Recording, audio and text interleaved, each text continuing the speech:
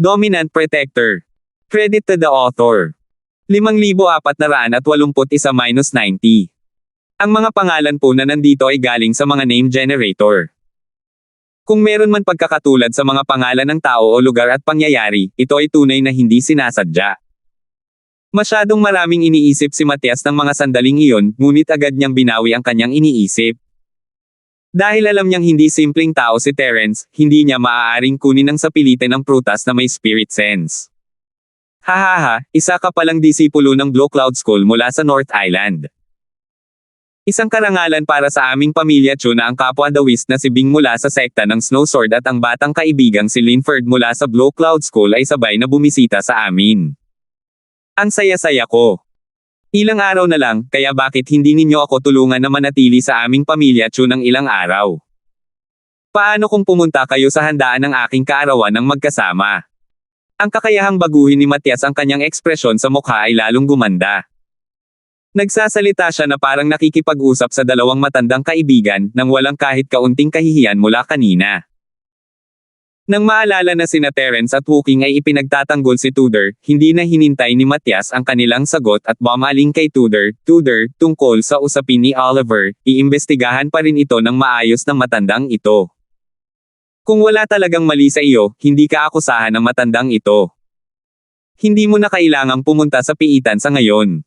Samahan mo na lang ang dalawang kilalang panauhin na ito. Malamig na tumawa si Terence sa kanyang puso.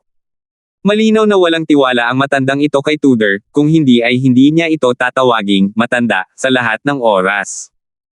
Karaniwan, ginagamit ng mga tao ang lolo para tawagin ang kanilang sarili kapag kinakausap si Tudor, tama ba? Hindi tumugon si Wooking sa paanyaya ni Matias at nakatayo lamang doon ng walang ekspresyon. Nandito lamang siya para samahan si Terence, para makapagdesisyon ito kung ano ang susunod na gagawin. Naisip ni Terence na hindi ito ang pinakamagandang panahon para pag-usapan ang kasal ni Yubi, kaya tumango siya ng walang pakialam, sige na nga. Tudor, Terence na. Tulungan mo muna kaming magayos. Bago pa man makapagsalita si Tudor, itinaas ni Matias ang kanyang kamay ng may ngiti sa labi at sinabing, sige, kaibigang Linford, nagawa mo bang makuha ang bunga ng kamalayang espiritual sa huli? Paano kung ako nga? Hindi itinanggi ni Terence, wala nang saysay pa ang gawin iyon. Naroon si Tudor, at sasabihin niya sa kanya ang lahat kung magtatanong si Matias. Baka may sabihin pa siya sa kanya. Kaibigang Linford, alam mo, ang paggamit ng Spirit Sense Fruit ay labis na sayang sa kasalukuyan mong kaharian. Paano kaya kung gamitin ng matandang amo na ito ang isang golden core para makipagpalitan sa iyo? Mas mainam ito kaysa sa paggamit ng Spirit Sense Fruit para umunlad. Siyempre, ang isang golden core ay maaaring hindi kasing halaga ng isang Spirit Sense Fruit. Paano kaya ito, magdadagdag ako ng ilang iba pang likas na kayamanan, at kung kailangan mo ng Spirit Jade, ayos lang din iyon. Ano sa palagay mo? Para makuha ang spiritual fruit, kinailangan ni Matias na isuko ang kanyang dating mukha. Dahil sinusuportahan siya ni Wooking at Terence ng Green Cloud Sect, sumuko na si Matias sa ideya na agawin ang prutas ng sapilitan. Gayunpaman, hindi pa rin siya sumuko. Gusto niyang gumamit ng isang bagay para ipagpalit ang Spirit Sense Fruit. Gayunpaman, hindi niya ito inisip. Kung makuha niya ang Spirit Sense Fruit at may ibang gagamit ng parehong kondisyon para ipagpalit ito, ibibigay ba niya ito? Tiningnan ni Terence si Matias na parang tanga. Kumuha siya ng isang Spirit Sense Fruit at inihagis ito ng ilang beses, sinasabi mo bang masyadong sayang para gamitin ko ang Spirit Sense Fruit ngayon? Hindi alam ni Matias ang ibig sabihin ni Terence at tumango na lang siya.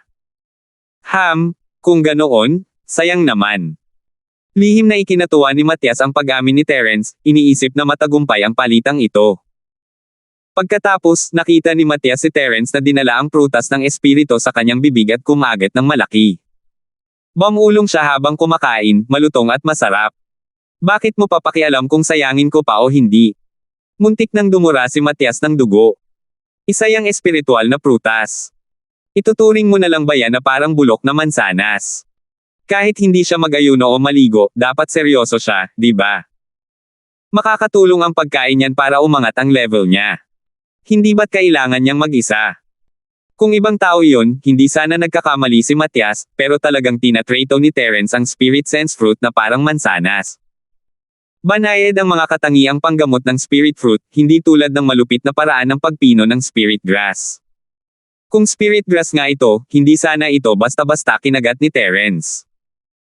Tungkol naman sa pag-level up, mayroon pa ring siyam na spirit tumor sa kaluluwa ni Terence na hindi pa niya naaalis. Bago iyon, hindi siya kayang i-level up ng spirit sense fruit, kaya hindi na niya kailangang mag-closed door training. Kinagat ni Terence ang espiritual na prutas habang tinatawag sina Wooking at Tudor na umalis. Kung tungkol naman kay Matias at sa iba pa, wala siyang pakialam sa kanila. Si Wooking ay malamig na parang yelo sa simula pa lang, kaya sinundan niya ang halimbawa ni Terence at tumalikod para umalis.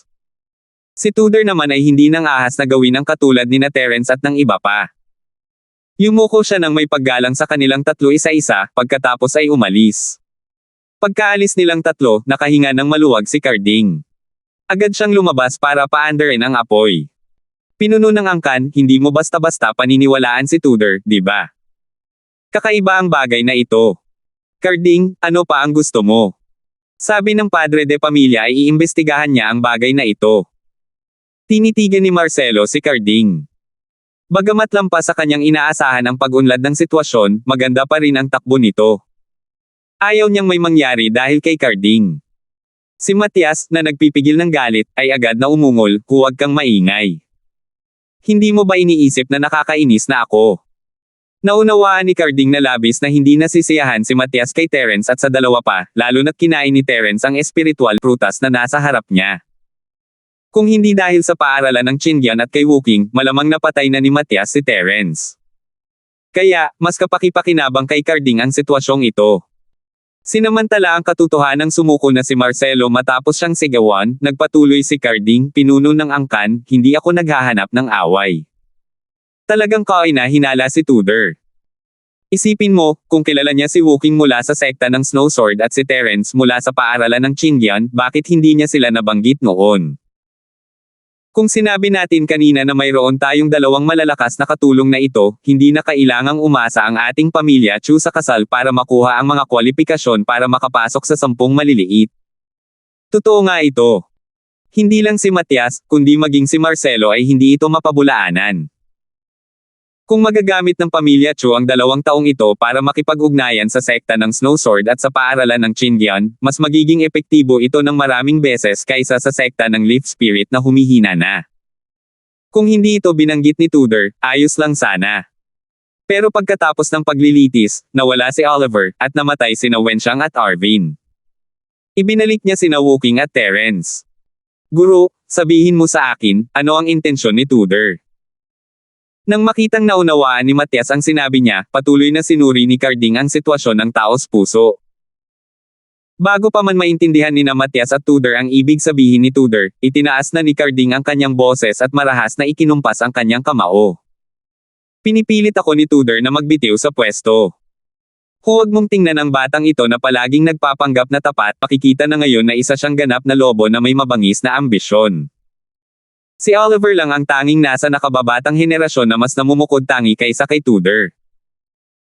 Kaya, palihim na pinlano ni Tudor na samantalahin ang pagsubok na ito upang maakit ang mga tao na saktan si Oliver, at pagkatapos ay gamitin ang impluensya ni na Wooking at Terence upang pilitin ang Panginoon na kilalanin siya bilang tagapagmana ng pamilyang Chu. 5,482. Pakiramdam ni Carding ay kahanga-hanga siya matapos marinig ang sinabi niya. Natutukoy niya talaga ang isang perpektong katotohanan. Kung napunta siya sa sekular na mundo, baka nakapagdagdag pa siya ng isang pangungusap sa paraang mapagmataas, iisa lang ang katotohanan. Naniwala na si Matias sa mga sinabi ni Carding dati, at ngayon ay mas lalo niya itong pinaniwalaan. Maging si Marcelo ay natahimik, hindi alam kung paano pabulaanan ang mga sinabi ni Carding. Hadeng, ayusin mo ng maayos ang 2 mahahalagang bisita nitong mga nakaraang araw. Huwag mo silang bigyan ng dahilan para mag-arte. Kung tungkol naman kay Tudor, pinapayagan siyang gumalaw ng malaya pansamantala. Gayunpaman, kailangang may magbantay sa kanyang mga galaw ng palihim sa lahat ng oras. Pagkatapos umalis ng 2 ito sa angkan ng Chu, ako na ang bahala sa walang awang inapo na ito. Malungkot na nagdesisyon si Matias. Tuwang-tuwa si Carding, ngunit hindi maaaring tumutol si Marcelo. Tutal, desisyon ito na ginawa sa harap ng pinuno ng pamilya. Hindi siya maaaring tumutol. Hindi alam ni Tudor na binansagan siyang traidor ng pamilya Chu. Masaya pa rin siyang nagpapasalamat kina Terence at Wooking, sa pagkakataong ito, lahat ng ito ay salamat sa tulong nina Senior Linford at Senior Bing bilang mga saksi. Kung hindi, malamang ay naiintindihan na ako ng pamilya. Umiling si Terence.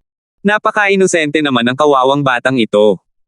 Hindi ka kailanman naintindihan ng grupo ng mga taong pinamumunuan ni Carding. Natural lang na may mga katulong na mag-aayos ng mga panauhin. Sinasamahan lamang sila ni Tudor.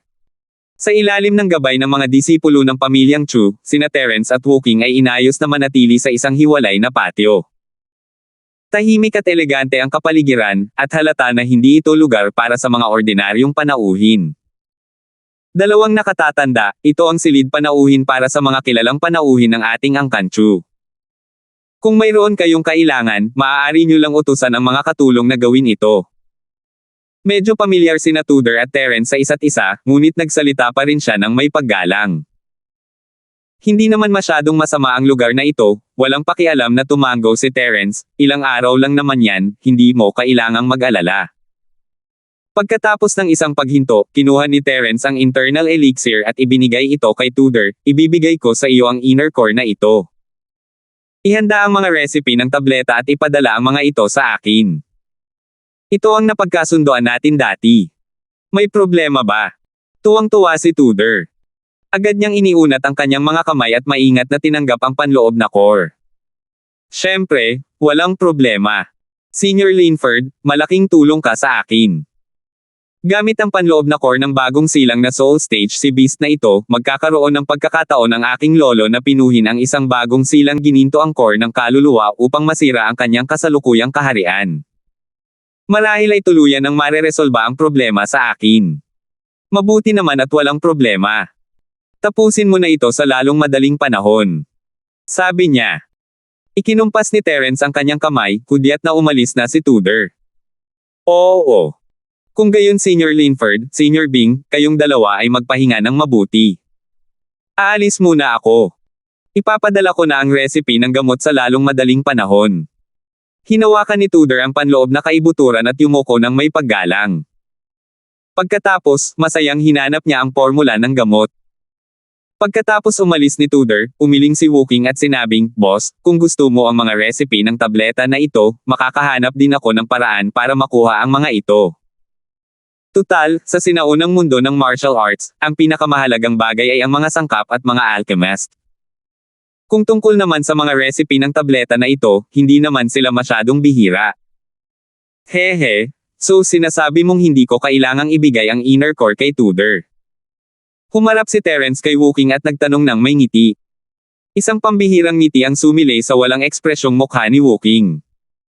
Hindi, ang ibig kong sabihin ay, kung talagang gusto ng boss ang mga recipe na ito ng gamot, makakaisip ako ng paraan para makuha ang mga ito. Tungkol naman kay Tudor, huwag na tayong masyadong umasa, di ba? Noong nasa isla pa tayo, may pag-asa pa rin ako kay Tudor. Gayunpaman, sa kasalukuyang sitwasyon, imposibleng ipagpalit ito sa formula ng tableta. Gayunpaman, ito rin ang inaasahan ko. Nagkibit-balikat si Terence at naglakad pabalik sa kanyang silid. Dapat ka ring magpahinga sandali. Hintayin natin at tingnan kung ano ang maidudulot sa atin ng panloob na kaiburan na iyon sa huli.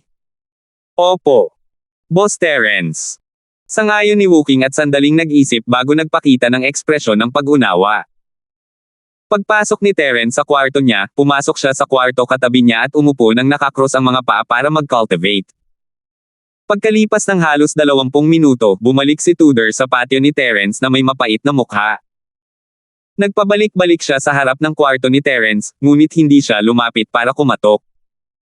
Alam ni Terence na paparating si Tudor, kaya hindi na niya ito pinaghintay ng matagal. Binuksan niya ang pinto at lumabas, tapos ka na. Senior Linford, napakawalang kwenta ko. Hindi ko nakuha ang gusto mong recipe ng gamot. Labis na nahihiya si Tudor. Yumuko siya at pinagkayam ang mga kamao. Ayos lang kung hindi mo makuha, pero wala bang ganitong mga recipe ng gamot ang pamilya mo? Inaasahan na ni Terence ang resulta nito.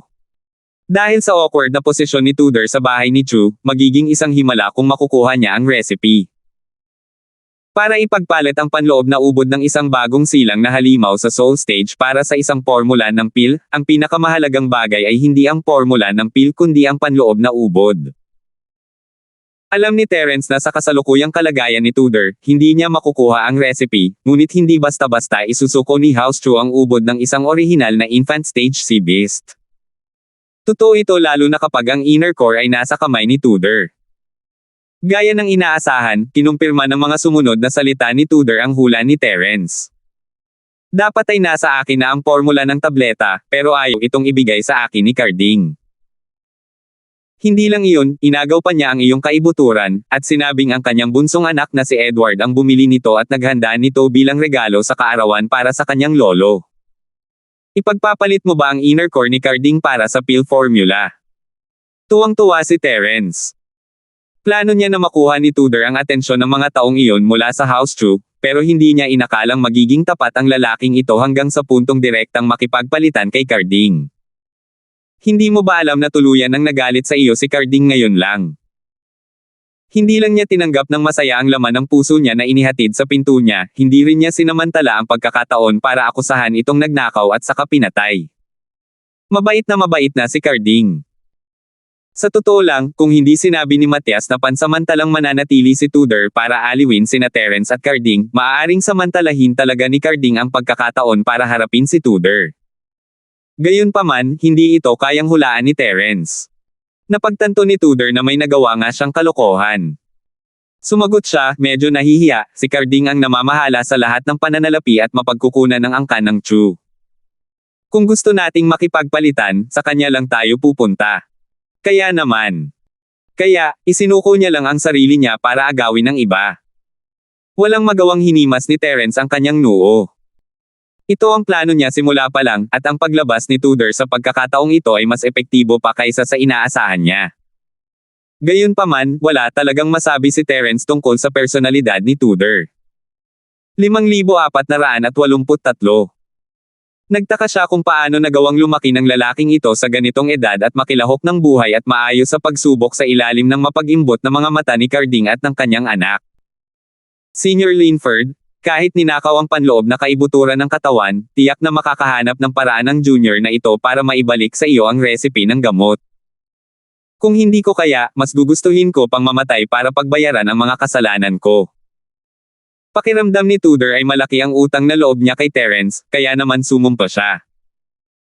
Ikinumpas ni Terence ang kanyang kamay, hindi naman ganoon kaseryoso, panloob lang yan. Hindi ba't sinabi mong gusto ni Carding na iregalo ang bunso niyang anak sa kaarawan ni Matias? Kukunin ko na lang yan pagkatapos. Kung maglalakas loob si Carding na kunin ang mga gamit ni Terence, natural lang na magkakaroon siya ng dahilan. Halimbawa, masasabi niyang ang panloob na kaibuturan ni Terence ay ibinulsa ni Tudor, ngunit may pakialam ba si Terence sa ganoong dahilan? Matapos ang ilang pag-iisip, nagpasya si Terence na magdagdag ng ilang salita para maiwasan ang pagkalugmok ni Tudor. Hindi mo naman kailangang mag-alala tungkol dyan.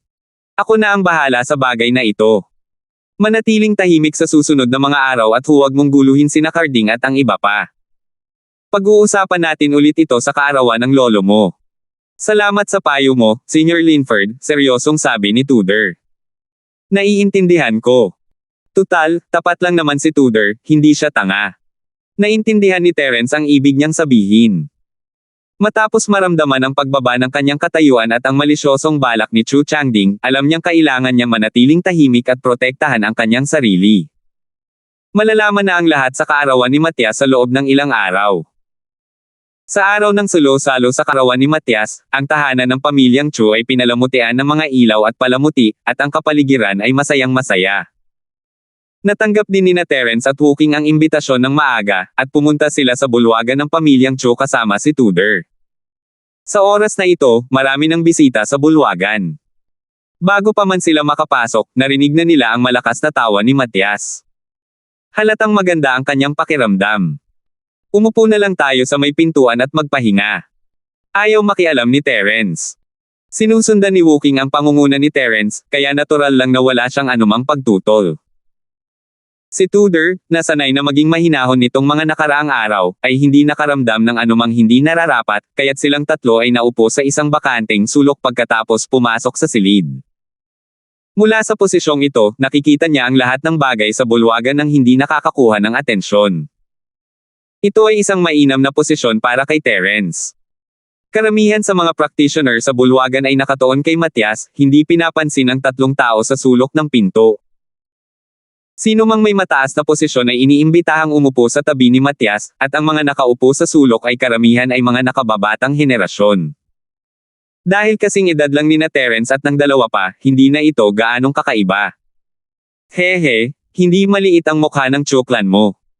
Maraming sekta ang dumating para mag-alay ng kanilang pagbati.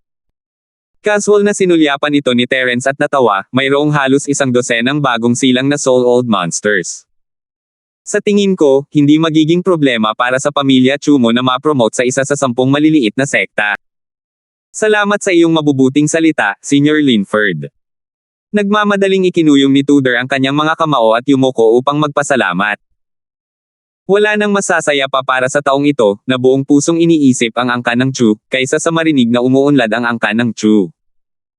Ikinumpas ni Terence ang kanyang kamay at hindi nagsalita, ngunit ang kanyang mga mata ay napunta sa dalawang tao sa tabi ni Marcelo. Si Morris, ang pinuno ng sekta ng Leaf Spirit.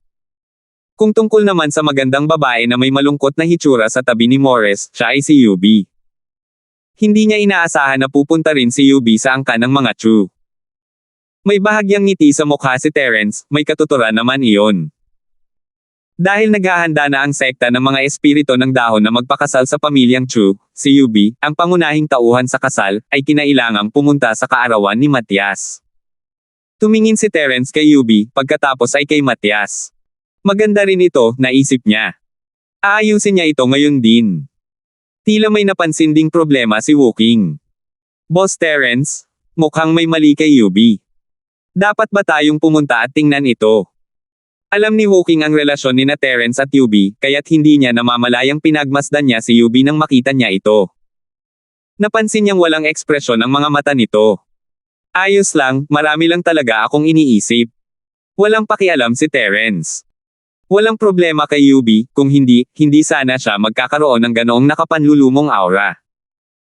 Alam niyang ayos lang si Yubi, pero ang makita siyang ganito ay nakakasakit sa puso ni Terence. Tumingin muli si Woking kay Yubi, ngunit hindi ito nagsalita.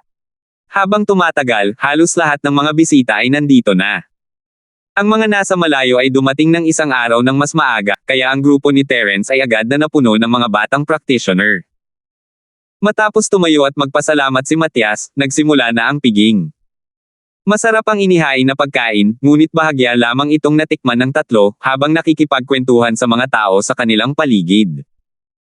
Pagkatapos ng 3 ikot ng inuman, sinimula ng mga disipulo ng angka ng Chu ang pagbibigay ng kanilang mga regalo sa kaarawan.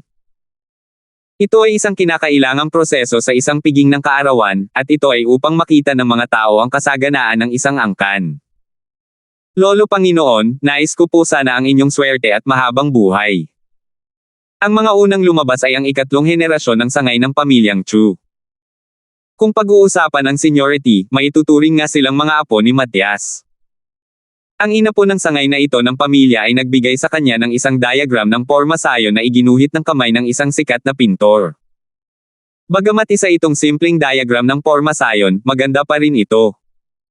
Halos hindi ito kwalipikado bilang unang regalo sa kaarawan. Tumanggaw si Matias nang nakangiti. Mahirap sabihin kung nasiyahan siya o hindi. Kinuha ni Carding, na nakatayo sa tabi niya, ang array map at itinabi ito. Bakit pakiramdam ko ay hindi matatag ang aura ni Carding? Nakalusot ba siya nitong nakaraang 2 araw? Kumunat ang noo ni Terence. Hindi ko pa naririnig yan. Inangat ni Tudor ang kanyang ulo at tumingin kay Carding ng kakaiba. Umiling siya at sinabing, dapat ay siya ang nag-aayos ng handaan para sa kaarawan ni Lolo nitong mga nakaraang araw. Saan kaya siya makakahanap ng oras para mag-isa at makalusot?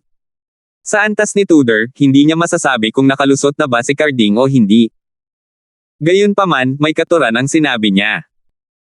Abala si Carding sa paghahanda para sa handaan ng kaarawan nitong mga nakaraang araw, kaya hindi siya dapat nagkaroon ng oras para makalusot ng mag-isa, maliban na lang kung katulad siya ni Wooking, na sinusuportahan ng isang mayamang lalaki tulad ni Terence na namimigay ng mga gamot na parang candy.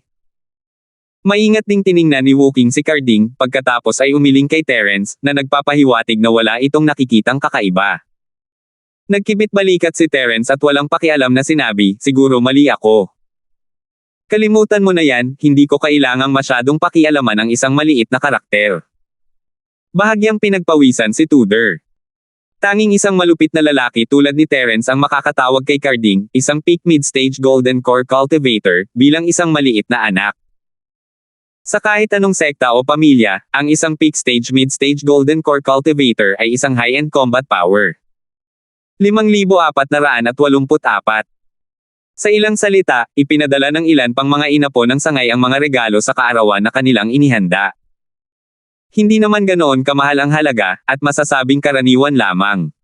Nanatili rin ang dating ngiti ni Matias. Biglang lumingon si Terence kay Tudor. Anong regalo ang inihanda mo? Kahit hindi ka talaga gusto ng matandang ito, lolo mo pa rin siya. Labis na napahiya si Tudor nang tawagin siyang matanda ni Terence sa harap mismo ng mukha niya. Nagkunwari siyang hindi narinig at yumuko, gusto ko sanang gamitin ang panloob na kaibuturan na iyon bilang regalo sa kaarawan. Gayunpaman, matapos itong agawin ni Carding, kinailangan kong mag-isip ng ibang paraan. Sa totoo lang, ang mga inihanda ko ngayon ay halos kapareho lang ng mga regalong ibinigay sa akin ng mga pinsan ko. Bilang direktang inapo ng pamilya ni Tudor, ang pagbibigay sa kanya ng katulad ng isang disipulo ng sangay ay labis ng nakakahiya. Humagalpak ng tawa si Terence, kung gayon, mas mabuting huwag mo na akong paalisan. Kung hindi, pahihirapan ka na naman ng lolo mo. Hindi na hinintay ang sagot ni Tudor, itinaas ni Terence ang baba niya at itinuro si Carding, mabuti pat kunin mo na ang inner core mamaya. Dahil ikaw ang naghanda niyan, bakit pa makikinabang ang matandang iyon, di ba? Tama si Senior Linford, seryosong sabi ni Tudor. Isa pa, ang inner core na ito ay pagmamayari mo pa rin, Senior Linford. Bago ko ibigay sa iyo ang formula ng tableta, hindi ko maituturing na akin ang inner core. Huwag kang mag-alala, Senior Linford, gagawin ko ang lahat ngayon para mabawi ang inner core. Bahagyang ngumiti si Terence, iniisip na magiging napakaswerte ng bata kung maibabalik niya ang core nito ng mag-isa. Ano man ang mangyari, oras na para bawiin ang tali na kanyang nabuo noon. Kung magiging maayos ang lahat, hindi lamang niya malilinas ang pangalan ni Tudor at mababawi ang kanyang nararapat na katayuan, magagawa rin niyang sirain ang kasal ni Yubi. Maya-maya, lumitaw ang bunsong anak ni Carding na si Edward Chu, na nakataas ang ulo at nakabuka ang dibdib, may hawak na isang anti-gong kahon na gawa sa kahoy na kulay lila-pula. Pagbati, Apo Edward. Hangad ko ang mahabang buhay at walang hanggang kaligayahan para kay Lolo. Ito ay isang maliit na regalo mula sa iyong apo. Sana ay magustuhan mo ito. Magalang na napatingin si Edward. Pagkatapos niyang lumuhad at magsalita, yumuko siya ng 3 beses. Mas tapat ito kaysa sa ibang mga inapo ng sangay ng pamilya. Tumawa si Matias at sinabing, mabuti, mabuti, mabuti. Napakabuti mo talagang apo ko. Bilisan mo at bumangon ka. Huwag kang kumatok ng malakas sa susunod. Masakit ba? Hindi maipapahayag ang nararamdaman ng apo mo para kay Lolo nang walang matinding pagyuko. Sana maintindihan ito ni Lolo. Seryoso ang mukha ni Edward na parang nagsasabi siya ng totoo. Isang cultivator na nasa tugatog ng huling yugto ng foundation building realm ang yumuko ng 3 beses, at ang ledrilyo sa lupa ay hindi man lang nabasag. Paano mo nasabing seryoso ito? Si Yubi, na nasa gilid, ay hindi alam kung ano ang problema niya. Bigla siyang sumimangot at bumulong. Gayunpaman, nang sandaling bumulong siya, nagkataong natapos na magsalita si Edward. Natahimik ang lahat sa bulwagan, naghihintay kung ano ang ibibigay ni Edward kay Matias. Kaya naman, ang bulong ni Yubi ay sapat na para marinig ng lahat ng malinaw. Tutal, lahat sila ay mga tagapagsaka, at ang pagkakaroon ng mahusay na pandinig at paningin ay isang pangunahing katangian. Agad na namula ang magandang mukha ni Edward. Kilala niya si Yubi, at alam niyang hanggat makukuha niya ang pabor ni Matias, magkakaroon siya ng buong kumpiyansa na pakasalan ang magandang babaeng ito. Gayunpaman, hindi niya inaasahan na ang babaeng matagal na niyang pinagnanasaan ay biglang magsasalita ng ganito kasarkastiko na pangungusap, na siyang talagang naglagay sa kanya sa isang mahirap na sitwasyon. Nawala rin ang ngiti sa mukha ni Matias.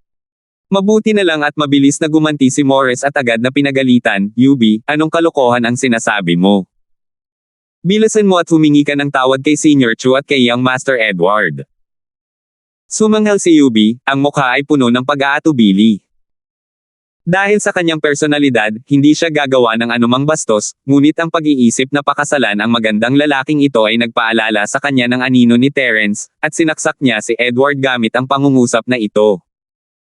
Tumawa si Matias at ikinumpas ang kanyang kamay, ayos lang, ayos lang. Pinuno ng sekta, huwag mo masyadong seryosohin. Normal lang sa mga kabataan ang magbiro. Ayaw ba naming mga matatanda na makita ang aming mga anak at apo na naglalaro sa harap namin? Ang ibig sabihin ng kanyang mga salita ay itinuturing na niya si UB bilang kanyang sariling apo. Hindi na niya susundin ang kabastusan nito. Nakangiting sabi ni Morris, "Senior Chu, napakalawak ng iyong pag-iisip, hanga ako."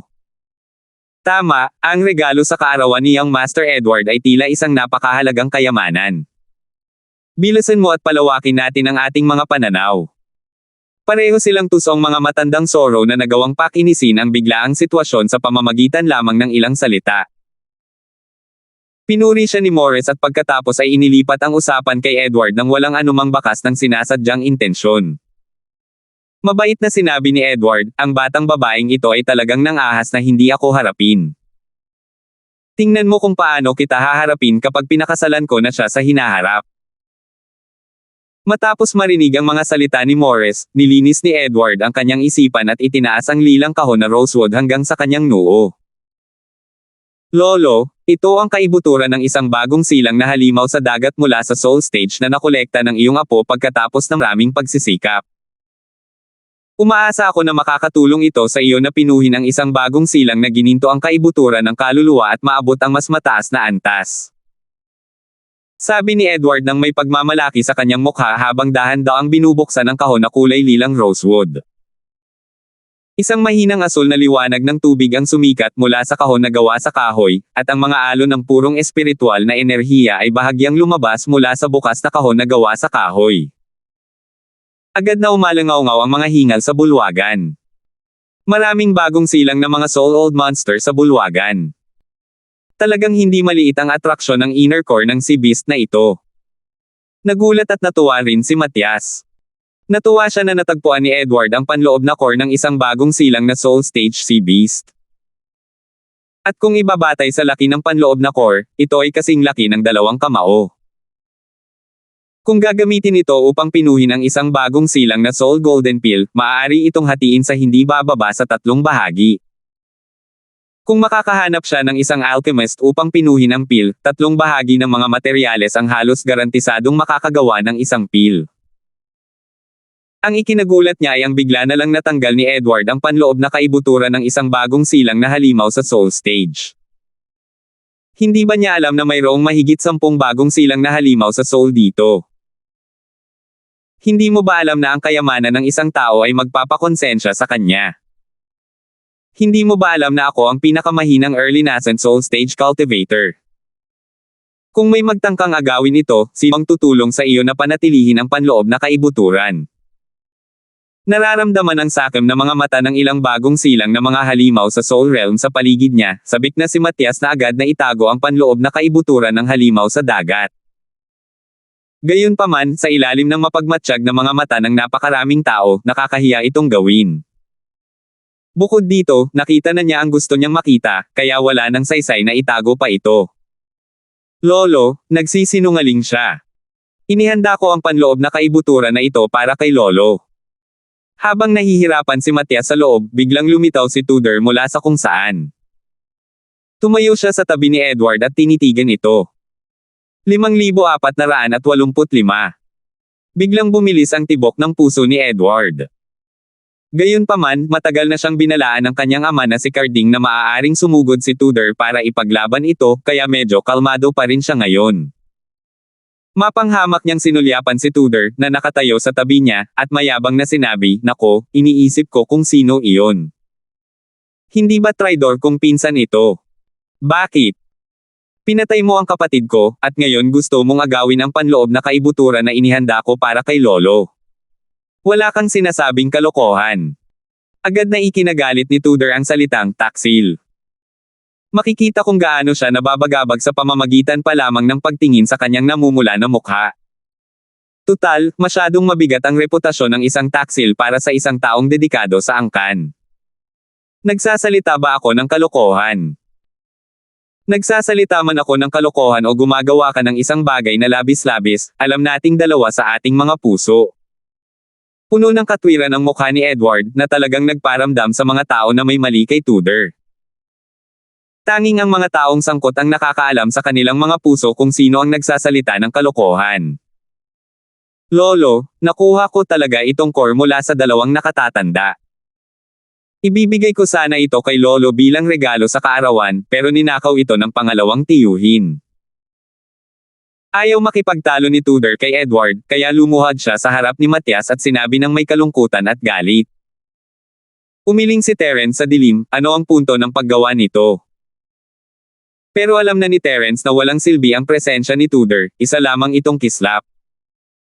Sumanghel si Carding at sinabing, "Nakakatuwa naman. Huwag na nating pag-usapan kung may aagawin ba ako mula sa isang junior na katulad mo. Sabihin mo nga sa akin, ano ang ginamit mo para ipalit sa inner core ng isang napakahalagang bagong silang na Soul Stage Sea Beast? Dahil ipinagpalit mo ito, paano ko ito maaagaw? Dahil kinuha ko na ito, bakit hindi ka pumunta para magreklamo sa Patriarch kanina? Bakit kailangan mo pang lumabas sa ganitong oras para gumawa ng gulo?" Dapat sabihin na medyo matalas ang mga salita ni Carding. Tumango ang mga tao sa paligid niya bilang pagsang-ayon. 8 sa 10 tao ang naniniwala na si Tudor ay hindi makatwiran, habang ang 2 naman ay nanunood lamang ng palabas at sabik na magpatuloy sa pagsagot si Tudor. Mas makabubuti kung magkakaroon ng panloob na alitan ang angkan ng Chu. Magiging interesante iyon. Itinuwid ni Tudor ang kanyang batok at galit na sinabi, "Ibinigay muna sa akin ni Senior Linford ang inner core. Gusto niyang ako ang maging saksi at ipagpalit ito sa ilang pill formula kasama mo. Sa huli, hindi mo lang inagaw ang inner core ko, hindi mo man lang ako binigyan ng kahit isang pill formula. Ilang araw mo nang hindi sinasabi kay Lolo. Kahit pumunta ka pa kay Lolo, tiyak na mapipigilan mo ako. Nakakatawa. Alam kong nagsisinungaling ka dahil lang sa mga walang kwentang sinabi mo." Puno ng paghamak ang mukha ni Carding. Walang awang sumagot siya, "Sandali, sinabi mong inner core iyon ni Senior Linford at para lang patunayan mo. Nang sumunod na sandali, sinabi mong sarili mo iyon. Sinabi mo pa nga na para sa ilang pill recipe, may gagamit talaga ng bagong soul inner core para ipalit sa pill recipe.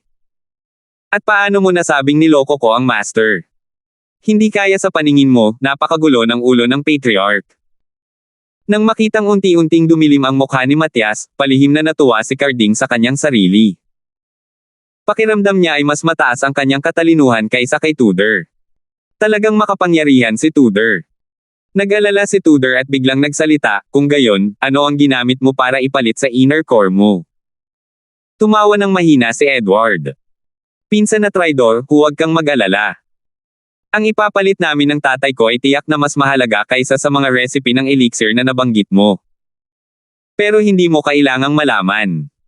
Kalokohan. May ebidensya ka ba? Ito ang malinaw na panloob na kaloob-looban na ninakaw mo sa akin. Hindi ako naniniwalang makakahanap ka ng taong maaaring magpalit nito para sa iyo. Naramdaman na lang ni Tudor ang pagkulo ng kanyang dugo. Hindi niya naisip na sabihin ang mga salita, hindi alam kung may katuturan ang kanyang sinabi.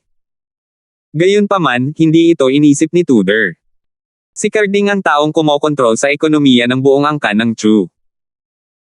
Gaano kahirap makahanap ng Chamber of Commerce para aminin na ibinente nila ang inner core kay Carding? Totoo nga, matagal nang naghanda ng dahilan si Carding. Tumawa siya ng may pagmamataas at sinabing, "Syempre mapapatunayan ko ang pinagmulan ng inner core, pero ikaw, paano mo mapapatunayan ang lahat ng sinabi mo?" O baka naman, binigyan ka ng iyong senior na si Linford ng inner core kapalit ng isang bagay, pero ibinulso mo ito para sa iyong sarili at pagkatapos ay kinutya kami. Tumawa ng malamig si Terence. Sinusubukan siyang patahimikin nitong si Chu Piding. Tutal, may background naman si Terence. Nawala ng malay si Tudor. Kung gusto niyang patunayan ang pinagmulan ng inner core, si Terence lang ang pwede niyang hilingin na lumabas. Gayunpaman, walang anumang ebidensya si Terence para patunayan na kanya ang inner core. Dahil ganoon nga, wala nang saysay na idamay pa si Terence dito. Nagngingit-ngit si Tudor at naisip sa sarili, mas gugustuhin ko pang ako na ang bahala dito. Biglang may lumipad na pakete papunta sa tagiliran ni Tudor, at isang matalas na talim ang lumitaw sa sulok. Narinig ang boses ni Terence, gamitin mo ito para patunayan na atin ang panloob na core. Kapag pinagsama ang mga bagay na ito sa panloob na core, magkakaroon ng mahinang resonansya.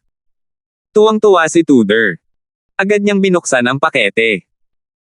Nilalaman nito ang mga materyales mula sa alimango sa Dead Sea na personal niyang hinimay ng araw na iyon. Tanging dulo ng kuko at isang maliit na piraso ng balat lamang ang laman ng pakete, ngunit sapat na ito upang patunayan ang pinagmulan ng panloob na kaibuturan. Gayunpaman, medyo naging mausisa si Tudor, kailan kaya dinala ni Terence ang mga bagay na ito. Pagbalik niya sa bahay ng mga Chu ng araw na iyon, ang mga materyales na ito ay nasa lumilipad na spirit beast ni Tudor at hindi na niya inabala pang ibaba ang mga ito bago siya ikinulong. Matapos mabawi ni Tudor ang kanyang kalayaan, hinanap niya muli ang mga bagay na ito, ngunit tuluyan nang nawala ang mga ito. Wala ring nakakaalam kung saan napunta ang mga ito. Naipon ang lahat ng materyales. Tutal, isa itong maliit na bundok na kasing taas ng 2 tao. Pinaghihinalaan pa nga ni Tudor na ibinulsa ito ni Carding para sa kanyang sarili, ngunit wala siyang paraan para mapatunayan ito.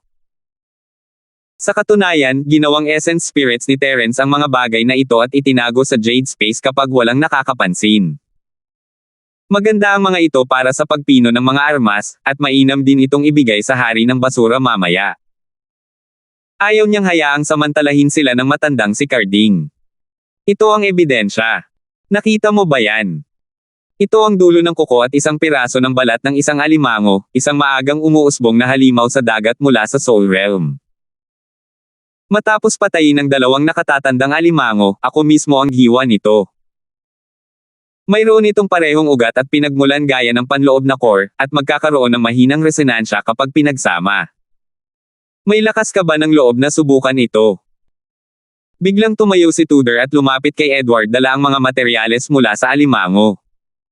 Nabigla si Edward. Hindi niya alam kung nagsasabi ng totoo si Tudor, ngunit alam niya na ang panloob na kaibuturan ay pag-aari ni Tudor. Kaya naman, hindi niya hinayaan si Tudor na subukan ito. Hindi rin kaaya-aya ang mukha ni Carding. Hindi niya alam na nakuha ni Terence at ng iba pa ang panloob na kaibuturan mula sa pagpatay mismo sa alimango, pero dahil sinabi ito ni Tudor, dapat ay totoo ito. Nasa kawalan na siya dahil hindi siya nagtitiwala sa isang tapat na lalaking tulad ni Tudor noon, kaya mas mabuting magtiwala na lang sa kanya ngayon. 5,486. Nang harapin ang biglang agresibong si Tudor, natahimik si Carding at ang kanyang anak. Agad na naramdaman ni Matias na may mali. Bagamat matigas ang ulo at may sariling opinyon ang matandang lalaking ito, labis din siyang naghihinala.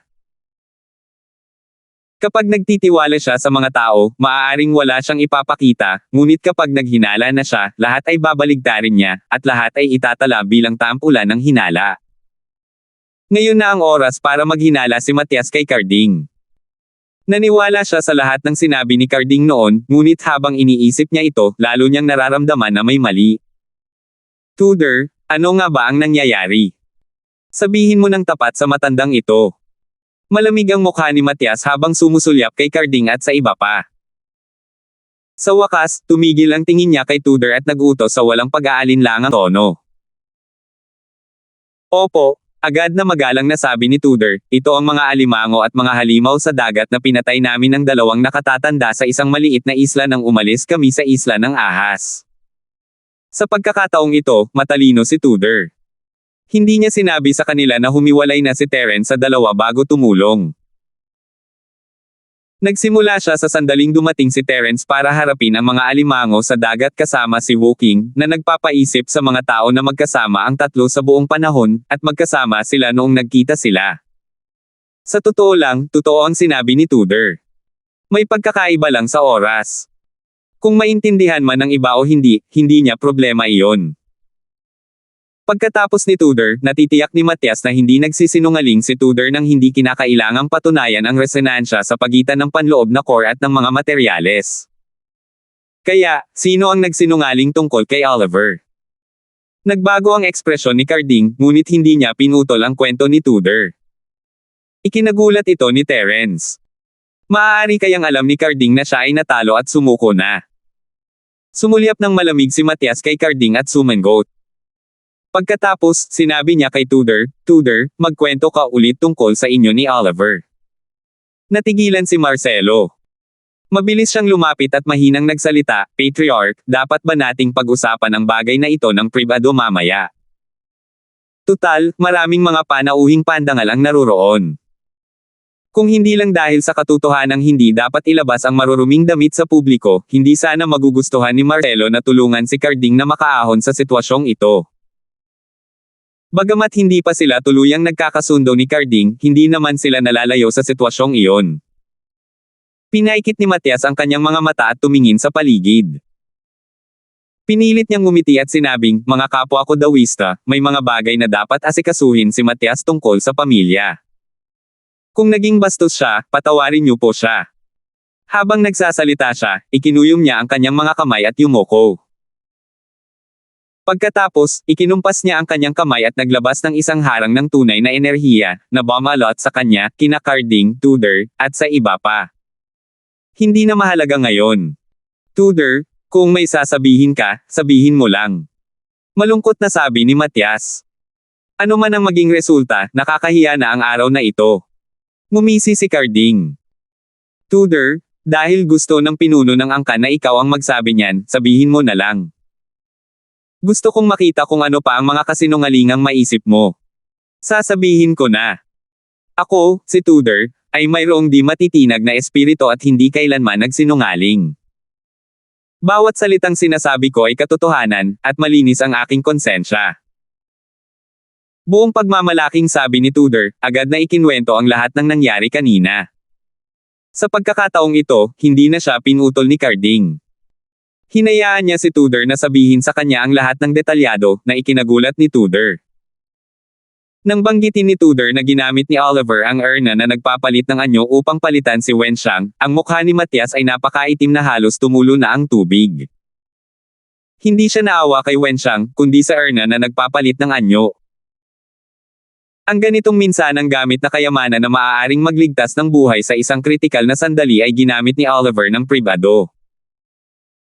Tungkol naman sa taong nagbigay kay Oliver ng urna na nagbabago ng anyo, hindi na kailangang magtanong kung sino ito. Nang marinig ni Matyas na hawak pa rin ni Oliver ang panangga ng Falling Shadow, agad siyang sumabog. Mabuti na lang at nag-ingat si Tudor sa pagkakataong ito at hindi niya sinabi sa kanya ang tungkol sa puso ng espiritual na prutas. Sinabi lang niya na inambush siya ni Oliver habang naggalugad. Kung hindi, ang atensyon ni Matyas ay maaabala sana ng puso ng espiritual na prutas. Carding, bakit hindi mo sabihin sa akin kung ano talaga ang nangyayari? Paano napunta sa mga kamay ni Oliver ang nagbabagong anyo na urn at ang panangga ng anino na nasa kaban ng bayan? Malapit na mabaliw si Matyas. Tinitigan niya si Carding nang may pamumula sa mga mata. Hindi lamang ito dahil sa dalawang kayamanan. Ano man ang mangyari, si Matyas pa rin ang pinuno ng angkan ng Chu. Bagamat mahalaga ang dalawang kayamanang hindi na kailangang itapon, hindi imposibleng dalhin niya ang mga ito. Ang talagang ikinagalit ni Matyas ay ang ginawa siyang parang tanga ni Carding at ng kanyang anak. Ang sino mang matigas ang ulo ay tiyak na magiging napakamayabang at arrogant. Paano niya matitiis ang katotohanang pinaglaruan lang siya na parang unggoy sa lahat ng oras na ito? Tumawa ng malakas si Carding at sinabing, "Pinuno ng angkan, maniniwala ka ba sa anumang sabihin ni Tudor ngayon? Paparusahan mo ba ako sa aking krimen?" Ang lakas ng loob mo pa ring magreklamo. Sa tingin mo ba talaga ay tanga ako? Single ni Matias. Kung nagsisinungaling man si Tudor o hindi, malalaman natin kapag nasuri na natin ang dami ng Erna na nagbabago ng anyo at ang panangga ng anino na nahuhulog sa kabangyaman ng angkan. Sa tingin mo ba ay magsasalita siya ng ganoon ka-clumsy na kasinungalingan? O hindi ka ba iiyak hanggat hindi mo nakikita ang kabaong mo? Gusto mo bang personal kung tingnan kung anong mga kayamanan ang nawawala sa kabangyaman? Sumimangot si Carding, nagkibit balikat, at walang pakialam na sinabi, hindi mahalaga. Kung libre ka, maaari kang pumunta at tingnan. Gayunpaman, hindi ako natatakot na sabihin sa iyo na ako nga ang nagbigay nito kay Oliver para magamit niya sa pagliligtas ng kanyang buhay. Ano na? Apo mo rin si Oliver. Bilang batang Panginoon ng pamilya Chu, hindi mo ba magagamit ang dalawang bagay na ito na minsanan lang gamitin? Inamin mo talaga. Ang lakas ng loob mong aminin ng ganito. Magaling. Napaka-responsable mo. Labis na nagulat si Matias, ngunit hindi niya ito masyadong inisip. Gaya ng sinabi niya, madaling malaman kung nagsisinungaling si Tudor o hindi sa pamamagitan lamang ng isang simpleng investigasyon. Walang lugar si Carding para itanggi ito. Mga kasama, hulihin ninyo ang walang muwang na anak na ito, si Carding. Pagkatapos ng handaan sa kaarawan, ako mismo ang bahala sa kanya. Tinanggal ni Matias ang kanyang tunay na enerhiya at itinutok ang kanyang espada kay Carding. Inutusan niya ang angkan ng Chu na hulihin si Carding. Ha. Matandang to, gusto mo talaga akong hulihin. Tumawa ng malakas si Carding. Tila hindi niya namalaya na naging traidor na pala siya ng angkan ng Chu matapos mabunyag. Sa halip, mayabang niyang hinampas ang daliri ni Matias at sinabing, matandang hanggal. Sa tingin mo ba talaga ay natatakot ako sa iyo? Pinagmumura kita dati. Kung masunurin ka lang at nagpatuloy sa pagpapanggap na tanga, hahayaan na sana kitang magpatuloy bilang pinuno ng pamilya ng ilang araw pa. Ngayon na gusto mo akong hulihin, maghihiwalay na lang tayo ng landas at hindi sisirain ang lambat. Habang sinasabi niya iyon, itinuro niya si Matias at tumawa ng may paghamak, nako, sa tingin ko ako ang isdang hindi namamatay, ikaw ang pumuputol ng lambat. 5,487. Sa sobrang galit ni Matias ay natawa na lang siya. Sumikat ang tunay na chi sa kanyang katawan, at ang kanyang lakas sa maagang yugto ng nascent soul ay tuluyang nabunyag. Masamang nilalang. Talagang walang kabuluhan ang pagpapalaki ng matandang ito ng isang anak na katulad mo. Halika, ipakita mo sa matandang ito kung gaano kalakas ang iyong lambat para mapatay ang matandang ito nang hindi nababasag. Isa lamang siyang maagang umuusbong na cultivator ng soul stage, napakagaling ba niyan? Tumingin si Carding kay Matias nang may mga matang puno ng awa at pangungutya. Pagkatapos ay dahan-dahan niyang sinabi, parang may hindi isang maagang umuusbong na cultivator ng soul realm. Pagkatapos niyang magsalita, pumailan lang ang kanyang aura. Ito ay kasing lakas, kasing bayolente, at kasing panghamak sa mga nagsisimulang soul realm cultivator. Paano nangyari iyon? Nagulat si Matias, at gayon din si Marcelo. Ilang araw na ang nakalipas, si Carding ay nasa tugatog pa rin ng intermediate stage ng Golden Core Realm. Paano siya biglang naging isang early stage nascent soul realm cultivator? Kaya mo bang mag-level up ng ganito? Isang hakbang kada araw. Kailan naging kasing bilis ng pag-akyat sa hagdan ng cultivation at level up? Biglang naramdaman ni Marcelo na nasayang niya ang mga nakaraang dekada niya. Anong nangyayari? Nagkatinginan sina Marcelo at Matias, ngunit iisa lang ang kanilang tanong. Walang nakakaalam ng sagot. Maaari kayang nakakuha si Carding ng ilang espiritual na bunga ng sentido, isang gininto ang ubod, at isang bagong silang na gininto ang ubod ng kaluluwa. Wala itong saysay. Si Terence lang ang nag-iisang tao sa bulwagan na inaasahan ito. Kinurot niya ang kanyang baba at nag-isip nang makita ang kapangyarihan ni Carding. Gaya ng inaasahan, may problema. Hindi siya nagkamali. Ang hindi matatag na aura ng matandang ito ay sanhinga ng isang tagumpay. Gayunpaman, hindi niya inaasahan na makakarating siya sa maagang yugto ng nascent soul ng ganito kabilis.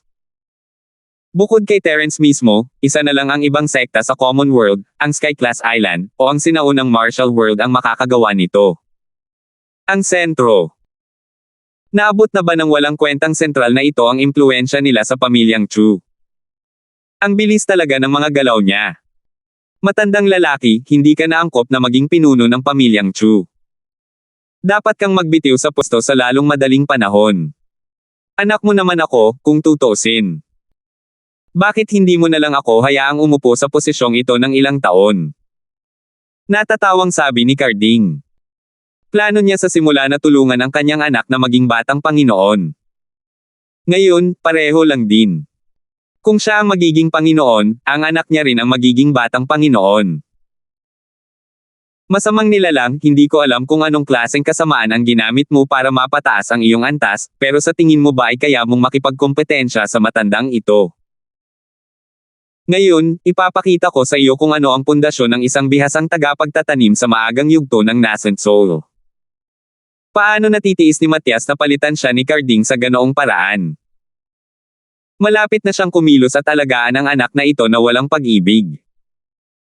Pareho silang nasa maagang bagong yugto ng kaluluwa. Malinaw na kaka-breakout lang ni Carding at ang kanyang aura ay hindi pa rin matatag.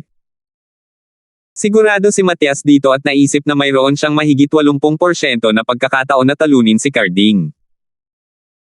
Nang makita ang dalawang bagong cultivator ng soul stage ng pamilya Chu na mayroong panloob na alitan, ang mga bisita sa bulwagan ay umalis na sa bulwagan upang magbigay ng espasyo para sa kanila.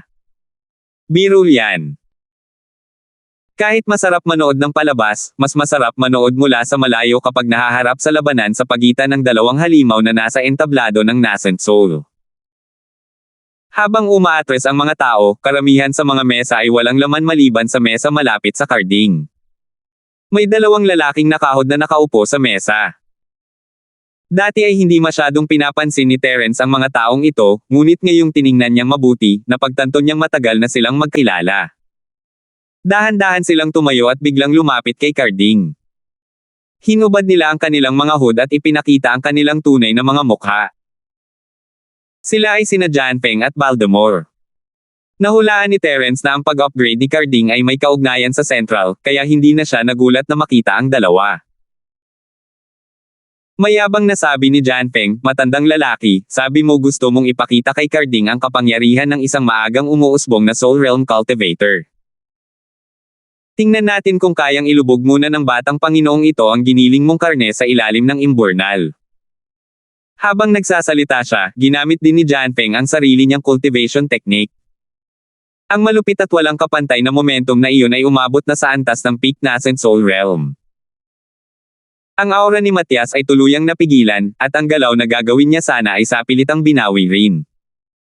Ang malaking bilog ng bagong silang na soul stage. Nagbago ang ekspresyon ni Matias sa gulat.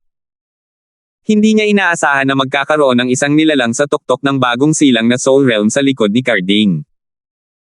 Ito ang pinakamakapangyarihang puwersang panlaban sa maliit na Jiangho noong sinaunang panahon. Labis na ipinagmamalaki ni Janpeng. Hindi niya inaasahan na pagkatapos sumali sa Central, mararating niya ang tugatog ng orihinal na antas ng ganito kabilis.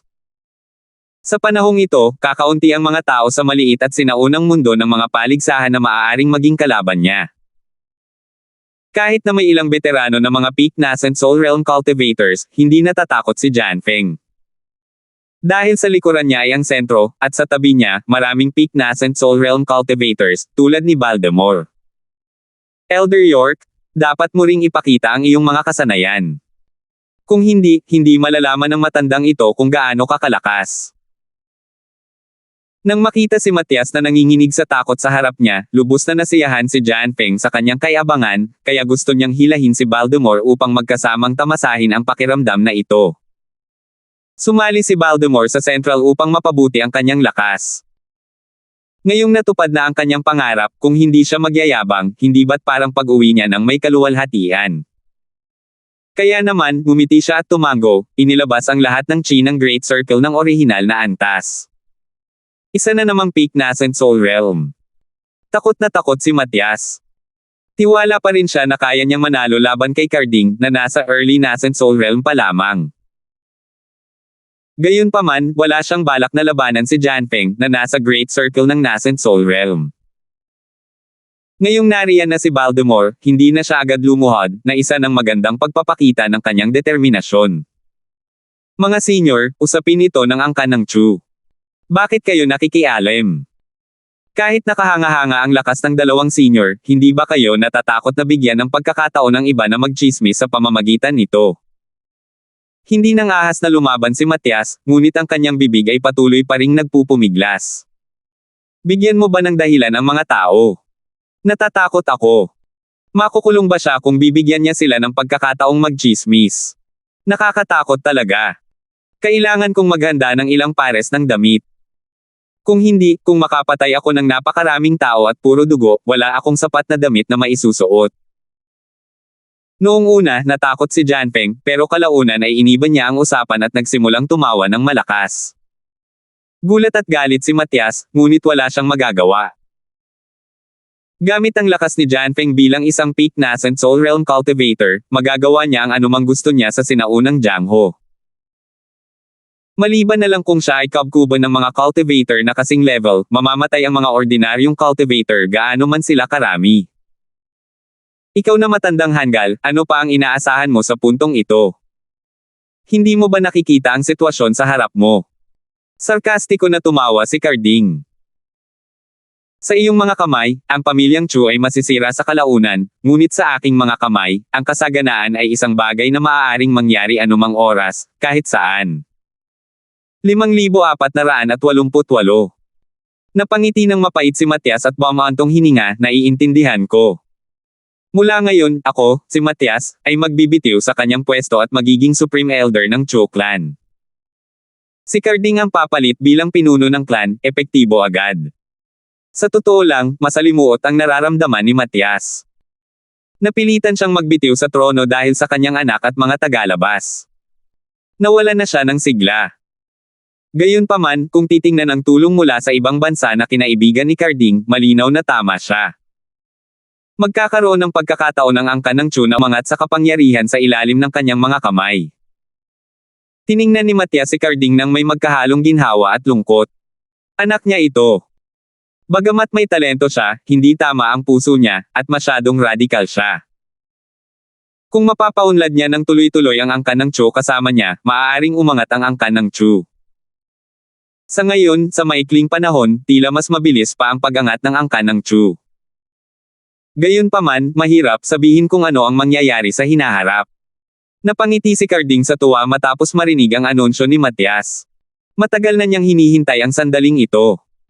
Matagal na rin niyang pinaplano ang sandaling ito. Dahil ako, si Carding, ang pumalit bilang pinuno ng angkan, ang unang gagawin ko ay linisin ang bahay. Si Tudor, ang traidor na ito, ay nilinlang ang publiko gamit ang mga kasinungalingan, sinaktan ang kanyang mga kapatid, ninakaw ang mga kayamanan ng angkan, nakipagsabuatan sa mga tagalabas, at iba pa. Ang kanyang mga krimen ay talagang hindi mapapatawad. Kalad ka rin siya palabas at patayin ka agad. Masayang itinuro ni Carding si Tudor at malakas na ibinalita ang mga krimen ni Tudor. Hindi nang ahas tumutol ang mga inapo ng angkan ng Chu. Maging ang matandang pinuno ng angkan, si Matias, ay sumuko na sa ilalim ng pamimilit ni Carding. Kung susuwayin nila ang mga utos ni Carding ngayon, alam na nila ang magiging kahihinatnan. Mabilis na naglakad patungo kay Tudor ang dalawang naunang disipulo ng Gold Core Realm ng pamilya Chu, handang hilahin siya pababa at patayin. Biglang ikinumpas ni Carding ang kanyang kamay. Teka! Hayaan mo siyang manood mula sa gilid. Kung hindi, hindi siya makakapagpahinga ng mapayapa. Matapos pigilan ang dalawang disipulo ng pamilyang Chu, nakangiting sinabi ni Carding kay Edward, "Naku po, hayaan ninyong ayusin ni Ama ang kasal para sa inyo. Kung hindi lang masama ang ulo ng traidor na iyon, sana ay kanya na ang kasal na ito."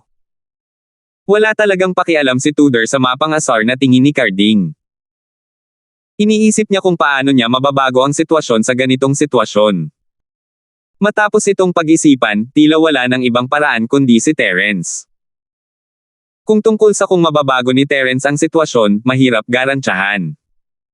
Leader ng sekta na si Morris, ayusin natin ang kasal na napagkasundoan natin noon. Ang anak ko, si Edward, ay direktang ina po ng angkan ng Chu at magmamana ng posisyon ng batang pinuno ng angkan sa hinaharap. Hindi dapat magkaroon ng problema para sa kanya na makipagtugma kay Yubi ng inyong sekta, tama ba? Dahil sa kasalukuyang lakas ni Carding, hindi na mahalaga kung mayroon siyang alyansa sa sekta ng Leaf Spirit. Gayunpaman, walang mas nakakakilala sa isang anak na lalaki kaysa sa kanyang ama. Alam na alam ni Carding ang pagnanasa ni Edward para kay Yubi. Kaya naman, kinailangang ituloy ang kasal. Dali-daling hinailan ni Morris si Yubi papasok sa silid at sinabing, walang problema, walang problema. Nako, si Young Master Edward ay talagang isang lalaking may kaakit-akit na anyo. Umaakyat na sa antas ng lipunan ang ating Yubi. Dahil hindi alintana ni Master Chu ang ating malambing na dalaga, si Yubi, ganito na lang natin ayusin. Mas mabuting magkaroon ng engagement ngayon kaysa pumili ng ibang araw.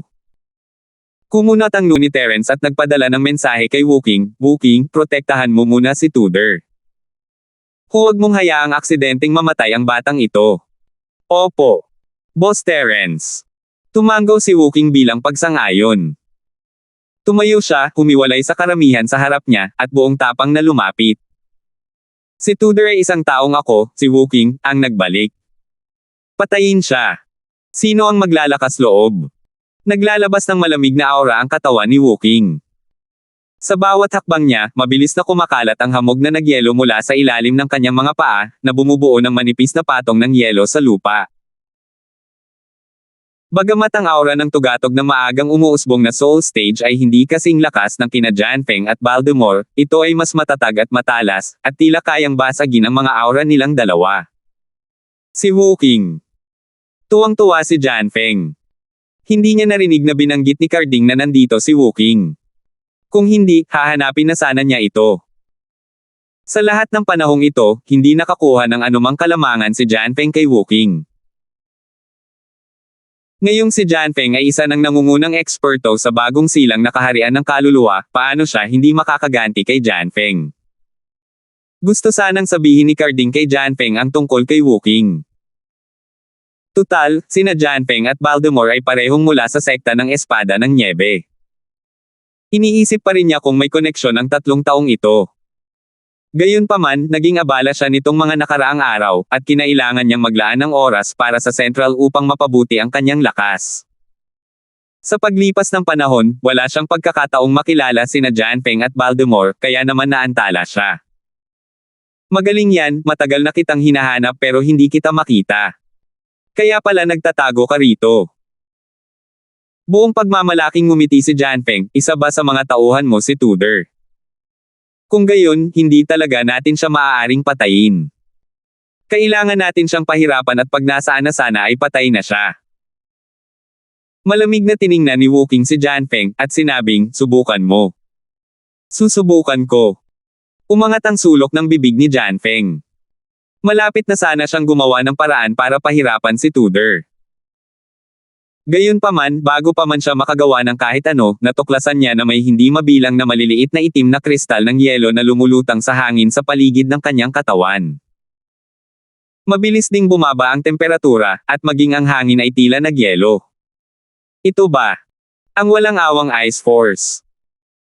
Hindi makapaniwalang tiningnan ni Janfeng ang manipis na patong ng itim na yelo sa kanyang katawan. Hindi niya maintindihan kung paano biglang naging kakaiba at mapang-api ang tila walang kwentang ice force na walang emosyon. Ang evolved version pa lang ng walang emosyong yelo ay sapat na para magbanta sa kaligtasan ni Janfeng. Kaya naman, hindi na siya nang ahas pang sumugal at mabilis na sumigaw, Elder York, medyo kakaiba itong si Wooking. Magtulungan tayo at patayin siya sa lalong madaling panahon. Tumanggaw si Baltimore at sinabing, susugod ka mula sa harapan, susuportahan kita mula sa gilid. Muntik nang samuka ng dugo si Janfeng. Kung kaya ko siyang takutin ng direkta, bakit ako hihingi ng tulong sa iyo? Gayunpaman, kahit ano paman, sila ay dalawang bagong cultivator ng Soul Realm. Kung sabay nilang aatakihin si Wooking, gaano man kalakas ang kanyang bagong malupit na Ice Force, hindi nito ito kayang tiisin. Bigla, isang walang pakialam na boses ang narinig sa tabi ni Janfeng, nakalimutan mo na talaga ang sakit matapos gumaling ang peklat. Bakit hindi mo maalala? Isa ka talagang hanggal na ang tanging naaalala mo lang ay ang kinain mo at hindi ang binugbog mo. Gusto mo pa rin bang turuan kita ng leksyon? Walang malay na nanginig si Janfeng. Masyadong nakakatakot ang boses, nag-iwan ito ng anino sa kanyang puso. Naninigas ang kanyang ulo. Sino pa kaya ito kundi si Terence? **********. Terence, anong ginagawa mo rito? Pwede ba tumigil ka na sa pagsunod sa batang Panginoong ito na parang anino? Hindi naging maayos ang pakiramdam ni Janfeng pagkatapos niyang sabihin iyon, isang bastos na si Terence na hindi mahusgahan gamit ang sentido komon. Humihingi siya ng bagbog. 5,489. Hindi, isa akong peak nascent soul realm master, walang mas malakas pa sa akin sa buong sinaunang martial world, sino ba naman itong si Terence? Tumingin si Terence kay Janfeng at sinabing, hindi madali, alam mo pa nga ang pagkakaroon ng isang stalker. Pero ilang araw na kaming nakatira dito, at kung pag-uusapan natin ang isang stalker, mukhang stalker ka. Itinuro ni Carding si Terence, hindi rin mabuting tao ang batang ito. Medyo kakaiba siya. Sabay-sabay nating salakayin at patayin ang dalawang ito. Lumiit ang leeg ni Janfeng nang hindi namamalayan. Bagamat pinapalakas niya ang loob, sinasabi sa kanya ng kanyang intuition na mas makabubuting lumayo sa Carding na iyon sa harap ni Terence. Gaya ng inaasahan, hindi na kinailangang kumilos ni Terence. Tahimik nang lumitaw si Woking sa tabi ni Carding at inabot ang daliri nito, ayaw ng boss ko kapag tinuturo siya ng iba, kaya sa tingin ko hindi mo na kailangan ang basurang ito, di ba? Kung gayon, paalam na. Bago pa niya matapos ang kanyang sasabihin, dalawang tunog ng pagkalabog ang narinig. Ang mga daliring iniunat ni Carding ay tuluyang nabali ni Woking. Ang mga daliring ito ay nakadikit sa kanyang puso. Agad na nagpakawala si Carding ng isang nakakakilabot na sigaw, dahilan para manginig ng hindi mapigilan ang mga tao sa paligid niya. Paano magiging kapantay ni Woking, na nasa tugatog ng early stage nascent soul realm, ang isang simpleng bagong cultivator na umaasa sa central drug at hindi pa rin napapatatag ang kanyang lakas, si Terence, na nasa rurok ng early stage nascent soul realm. Kung hindi lang dahil sa hindi pagbibigay ng utos ni Terence, malamang ay napatay na siya ni Woking. Nabali ang daliri ni Carding at itinutok niya ito sa sarili niyang ilong. Dahil hindi niya matiis ang sakit, lumuhad siya at sumigaw sa sakit. Ang lakas ng loob mo, Woking. Sigaw ni Baltimore at sumugod. Iba siya kay Janfeng. Hindi pa siya nakaranas ng malaking pagkatalo mula sa mga kamay ni Terence. Bagamat medyo natatakot siya kay Terence, naabot na niya ang tugatog ng bagong silang na soul realm na matagal na niyang pinapangarap. Nang makitang natalo si Carding, agad niyang gustong tumulong. Malamig na sumanghel si Woking, wala ni Katie Ting na balak umatras, kahit na ang lakas ni Baltimore ay malinaw na mas mataas ng ilang antas kaysa sa kanya. Sa isang iglap na puno ng maliliit na itim na kristal ng yelo ang bulwagan, at ang kapangyarihan ng walang awang ice force ay sumabog ng buong lakas, na naging dahilan upang umalangaw-ngaw ang hangin kasabay ng mahinang tunog ng pagyayelo ng yelo. Bahagyang nagbago ang ekspresyon ni Baltimore, ngunit sinabi pa rin niya ng may bahagyang ngiti, mayroon kang nagawang pag-unlad, gaya ng inaasahan mula sa henyo ng ating sekta ng Espada ng Niebe. Gayunpaman, hindi ba't medyo bastos ka sa akin, ang dakilang elder? Bago pa niya matapos ang kanyang sasabihin, nang inig ang kanang palso ni Baltimore, at isang puting liwanag ang sumabog. Sa loob ng liwanag, isang halos transparent na talim ng espada ang tumusok kay Woking na parang isang makamandag na ahas. Hindi dapat paglaruan ang teknik ng espada ng Snow Sword Sect. Lalo na nang bunutin ni Baltimore ang durog na espadang yelo, bahagyang tumaas ang kapangyarihan nito. Kahit ang na-upgrade na walang awa na Ice Force ay maaari lamang mapunit ng durog na espadang yelo. Lumiit ang mga mata ni Woking, at lumitaw ang mga itim na yelo mula sa hangin sa kanyang mga palad. Ang itim na yelo sa kanyang kaliwang kamay ay dumaan sa kanyang katawan ng buong lakas, nag-iwan ng isang imahe, sa pagtatangkang suluhin ang espada ng yelo ni Baltimore. Gayunpaman, ang itim na yelo sa kanyang kanang kamay ay inihagis ni Woking, lumitaw sa harap ng dibdib ni Baltimore na parang nag-teleport siya. Kahit na nakalusot siya sa yugtong profound, tiyak na malubha ang kanyang pinsala kung ang itim na yelo ni Wookiee ay tumago sa kanyang puso, lalo na si Voldemort na nasa Great Circle lamang ng bagong Soul Stage. Gayunpaman, si Voldemort ay isang bagong Soul Old Monster na matagal nang sikat. Iba siya kay Janfeng, na sapilitang umabant mula sa Foundation Establishment Stage patungo sa Great Circle ng bagong Soul Stage. Tutal, mayroon na siyang pundasyon ng mid-stage ng bagong Soul Stage noon, at ang kanyang lakas pagkatapos ng pagsulong ay medyo mas matatag.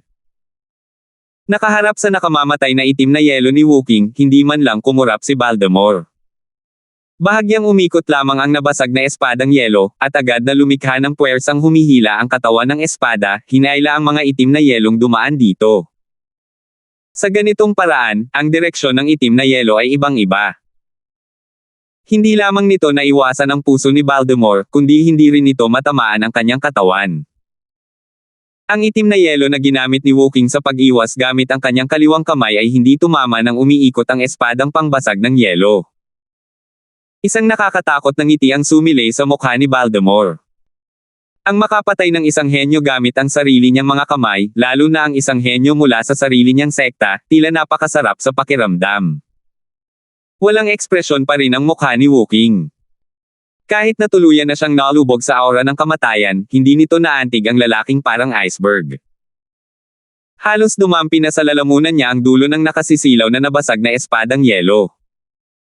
Kahit gusto pang umatras ni Wookiee, wala nang paraan para gawin iyon. Bukod pa rito, nasa likuran niya si Terence. Sa sandaling ito, si Wookiee, na palaging kalmado at makatuwiran, ay hindi talaga makakaiwas dito dahil baka pagbantaan niya si Terence. Noong una, balak sana itong iwasan ni Wookiee nang hindi niya namamalayan, ngunit tumigil siya ng mariin matapos ang bahagyang pagyanig. Naunawaan agad ni Terence, na nasa likuran niya, ang iniisip ni Wookiee. Hindi mahalaga kung siya ay taos-puso o kung ito ay isang hindi namamalayang kilos lamang, nagustuhan ito ni Terence. Isa pa, hindi niya talaga kayang hayaang may mangyari kay Wookiee sa harap ni Terence. Nang sumikat ang espadang pamatay yelo, handa na si Terence na umatake. Kamay na umaagaw ng kaluluwa. Sa harap ng nakamamatay na panganib ni Wookiee, hindi nag-atubiling gamitin ni Terence ang kamay na lumalamon ng kaluluwa, sa halip na ang banal na vortex ng pandaman na hindi pa niya lubusang napag-aralan. Nag-aalala siya na magdusa si Wookiee sa mga kamay ni Voldemort. Halos handa nang tanggapin ni Wookiee ang malamig na pakiramdam ng espadang pangbasag ng yelo na tumutusok sa kanyang lalamunan, ngunit hindi siya ang tipo ng tao na pumipikit at naghihintay ng kamatayan. Kahit na mamamatay siya, tiyak na gagawin niya ang lahat para makahila pababa kasama niya. Kaya, sa sandaling iyon, ang tusok ng itim na yelo sa kanyang kaliwang kamay ay natapon din. Ang kanyang target ay hindi ang katawan ni Voldemort, kundi ang isa pang tusok ng itim na yelo na naiwas ng espadang pangbasag ng yelo. Sa loob lamang ng maikling sandali, nagbago ang sitwasyon. Mula sa pag-atake ng espada ni Voldemort hanggang sa kontra-atake ni Wookiee, halos mapatay si Wookiee sa kontra-atake at kontra-atake ni Voldemort. Pagkatapos, ang kontra-atake ni Wookiee bago siya namatay, at ang intervention ni Terence, halos sabay-sabay na nangyari ang lahat. Ang mga nasa ibaba ng bagong panganak na Soul Stage sa labas ng bulwagan ay hindi man lang nagkaroon ng pagkakataong makita ng malinaw ang kanilang mga galaw, at ang mga bagong panganak na Soul Expert ay tanging ang pangkalahatang larawan lamang ang nakikita. Siyempre, walang nakakakita ng malinaw sa kamay ni Terence na lumalamon ng kaluluwa, tanging si Voldemort mismo ang nakakaalam kung anong uri ng pag-atake ang kanyang nararanasan, ngunit wala siyang pagkakataong sabihin ito. Ito na ang ating pagkakataon. Halos handa nang harapin ni Wookiee ang kamatayan, ngunit bigla niyang napagtanto na nanigas ang katawan ni Voldemort, at maging ang nabasag na espadang yelo ay tumigil na. Ang malamig na hangin sa dulo ng espada ay nasugatan na ang balat sa lalamunan ni Wookiee, ngunit agad nitong pinatigas ang sugat. 5,490. Sa isang labanan sa pagitan ng mga eksperto, walang lugar para sa anumang mga kapintasan. Ang sitwasyon na dapat sana'y nakamamatay ay biglang nagbago ng ganito, at natural na hindi ito bibitawan ni Wookiee.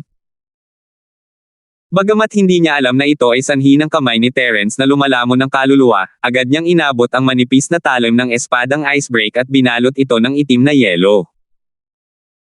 Kasabay nito, ang itim na yelong ice na inilunsad ni Wookiee bilang isang kontra-atake bago siya namatay ay matalinong tumama sa itim na yelong ice na nailihis. Kasabay ng mahinang tunog ng banggaan, ang dalawang itim na yelong ice ay bahagyang nagbago ng direksyon, habang ang dating itim na yelong ice ay muling umayos at patuloy pa ring tumutusok patungo sa puso ni Voldemort. Ang mga itim na yelo sa likuran niya ay umikot at lumipad pababa. Direkta itong nakatutok kay Carding na nakaluhod pa rin sa lupa at sumisigaw sa sakit. Kung nagtagumpay siya, ang huling suntok ni Wookiee bago siya namatay ay magreresulta sa dobleng pagpatay. Sa totoo lang, kahit si Wookiee mismo ay hindi inaasahan na ang kanyang huling suntok ay magkakaroon ng ganoong eksaktong epekto. Ito lamang ang pinaka-ideal na sitwasyon sa kanyang puso. Nang makitang malapit nang mamatay si Carding sa ilalim ng tinak na itim na yelo, isa pang espadang puti niebe ang sumaksak pailas at nagawang patumbahin ang nakamamatay na tinak na itim na yelo. Kasabay nito, muling bumilis ang tinak na itim na yelo at tinamba ang isa pang tinak na itim na yelo na tumutusok patungo kay Voldemort. Kung ganoon na lang mamatay si Wookiee, at ganoon na lang din ang huling atake niya, malamang ay hindi siya papayag, di ba? Mabuti na lang at ligtas na rin siya ngayon, at madali pa niyang naagaw ang basag na espadang yelo ni Voldemort sa hindi maipaliwanag na dahilan. Natulala ang lahat nang makita nilang bumagsak sa lupa si Voldemort na tuwid ang likod, at ang nabasag na espadang yelo sa kanyang kamay ay nahulog sa mga kamay ni Wookiee. Lalo na si Carding, nakakaligtas lang sa kamatayan. Naisip niya kung tumigil ba ang tibok ng puso ni Voldemort dahil sa mga itim na yelo. Kung hindi, baka nahawakan din siya ng mga yelo. Nako, nakakatakot talaga itong si Wookiee. Muntik na akong matakot ng husto. Tanging si John Feng, na nagligtas kay Carding, ang may bakas ng pandidiri sa mukha. Minura niya ang sarili sa sarili dahil sa pagiging tanga. Bakit niya kailangang magpasikat sa harap ni Terence? Bakit bigla siyang sumugod na parang tanga? Ang pagbagsak ni Voldemort hanggang sa kamatayan ay malinaw na lihim na galaw ni Terence. Kasalanan lahat ng iyon ng gago na si Voldemort. Malinaw na hindi siya sapat ang lakas, ngunit kailangan niyang ipagtanggol ang kanyang sarili. Nakita ni John Feng na binubuli ni Voldemort si Wookiee, at gusto niyang makipagtulungan kay Voldemort para patayin si Wookiee bago pa makareact si Terence. Gayunpaman, hindi niya inaasahan na magbabago ng ganito kabilis ang sitwasyon. Medyo mabagal lang siya, ngunit wala siyang pagkakataong makialam sa labanan. Hindi niya namamalayan na maisasalbo lamang niya ang buhay ni Carding. Kung maaari, naramdaman ni John Feng na dapat niyang hingin agad ang Nagel iligtas buhay na biyaya na ito. Ayaw niyang masaktan si Terence. Napaangat ang mga labi ni Terence sa isang mapaglarong ngiti habang pumapalakpak. Magaling na espada. Napakagaling talaga. Napangiti si John Feng ng alanganin at sinabing, "Boss Terence, ang galing mo talaga." Isa ito sa 3 pinakamahuhusay na espada sa sekta ng Snow Sword. Kung gusto mo, pwede mo itong paglaruan. Dahil doon, iniabot ni John Feng ang espada kay Terence gamit ang 2 kamay. Nako, mali ang narinig mo. Hindi ko sinabing maganda ang espadang ito, pero isa kang mababaw na tao. Mahinang sabi ni Terence habang kinukuha ang espada mula sa kamay ni John Feng. Marahang pinitik niya ang talim at pinakinggan ang malutong na tunog ng espada. Tumanggaw siya, dahil napakasinsero mo, at hindi naman masama ang espadang ito, at ubili kong tatanggapin ito. Aalis na ako. Pwede bang huwag kang ganyan? Gustong umiyak ni John Feng pero wala siyang maiiyak. Pagkatapos ng lahat ng oras na ito, sinasabi mo lang ba na cheap ang batang Panginoon na ito? Ang cheap mo talaga, nagmamadali ka pang bigyan ng espada. Siya nga pala, pwede bang huwag mong pilitin ang sarili mo? Bakit hindi mo ibalik sa akin? Huwag mong isipin na bibitawan ko yan dahil lang sa binigyan mo ako ng espada. Naghahanda ka ba para makialam at sirain ang mga plano ko?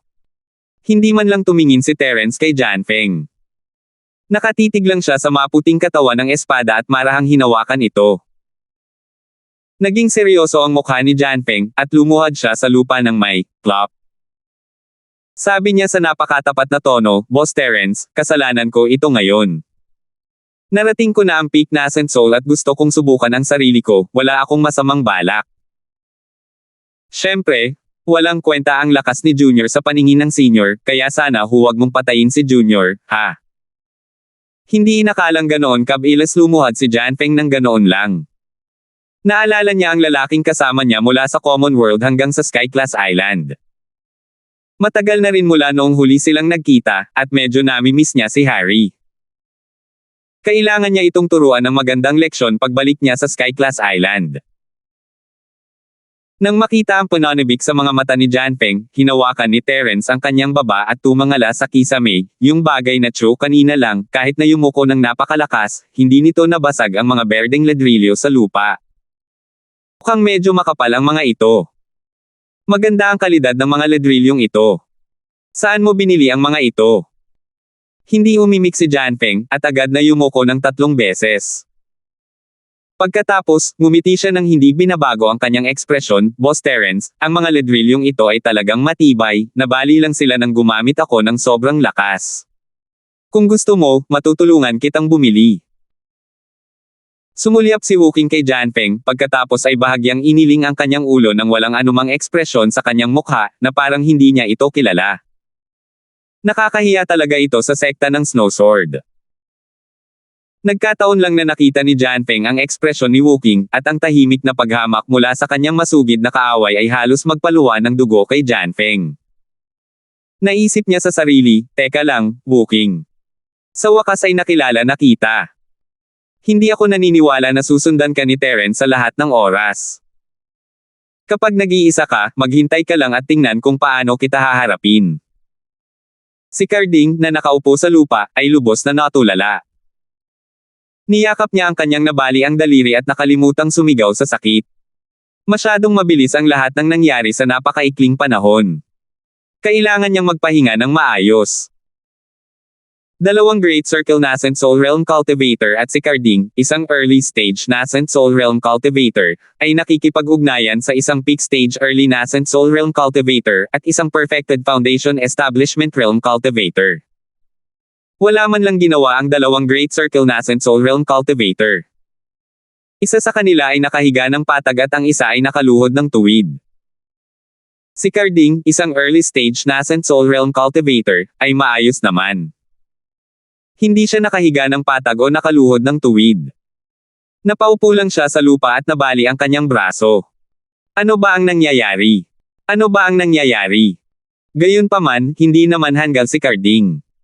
Matalino naman siya. Mabuti na lang at napansin niya na kontrolado ni Terence ang sitwasyon. Ito ang negosyo ng pamilya Chu. Pwede bang huwag kang makialam? Sa totoo lang, walang gaanong kumpiyansa si Carding. Hindi mo ba nakikita na kahit si Janfeng, isang Peak Nascent Soul Realm Cultivator, ay nakaluhod ng tuwid? Siyempre, kahit wala siyang kumpiyansa, kailangan pa rin niyang sabihin ito. Gayunpaman, habang nagsasalita siya, hindi niya namamalayang inilipat niya ang kanyang puwitan paatras ng ilang beses. Mas mabuting lumayo kay Terence. Salamat po at sinamahan ninyo ako, ingat lagi mga master.